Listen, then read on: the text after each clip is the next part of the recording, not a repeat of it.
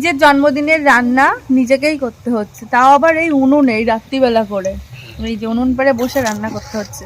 দেখেছো আমার কেমন সৌভাগ্য? তোমাদের এইরকম কয়জনের সৌভাগ্য হয় যে নিজের জন্মদিনের রান্না নিজেই করতে হয়? আমার কপালটা খুব ভালো। এখন চিকেন রান্না হবে, আর হচ্ছে লুচি, আর হচ্ছে পায়েস। তো আমার চিকেন রান্না হয়ে গেছে, আর ওদিকে আমি পায়েসও বসিয়ে দিয়েছি। দেখো আমি চিকেন রান্না করেছি, কত সুন্দর লাগছে। চলে এসো। অংশু ভাই বল কেমন হয়েছে? ভালো হয়েছে। মাংসটা একদম যেরকম বিয়ে বাড়িতে হয়, রেস্টুরেন্টে খায় সেরকম, পুরো অন্যরকম টেস্ট আজকে। অসাম। এখন আমি আর ভাই খাচ্ছি, আমরা দুজনই বাকি ছিলাম। তাহলে খাওয়া দাওয়াটা সেরে নিই, তারপর কথা বলছি।